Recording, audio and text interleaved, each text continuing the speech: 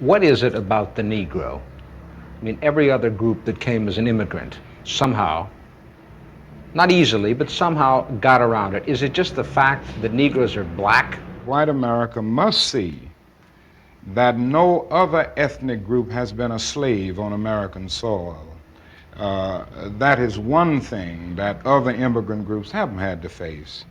The other thing is that the color became a stigma. American society made the Negro's color a stigma. America freed the slaves in 1863 through the Emancipation Proclamation of Abraham Lincoln, but gave the slaves no land or nothing in reality, and as a matter of fact, to get started on. At the same time, America was giving away millions of acres of land in the West and the Midwest, which meant that there was a willingness to give the white peasants from Europe an economic base.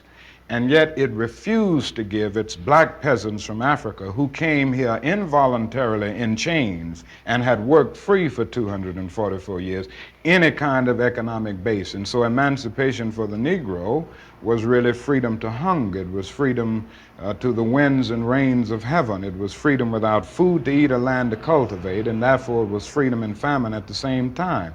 And when white Americans tell the Negro to lift himself by his own bootstraps, they don't look over the legacy of slavery and segregation. I believe we ought to do all we can and seek to lift ourselves by our own bootstraps, but it's a cruel jest to say to a bootless man that he ought to lift himself by his own bootstraps. And many Negroes, by the thousands and millions, have been left bootless as a result of all of these years of oppression and as a result of a society that deliberately made his color a stigma and something worthless and degrading.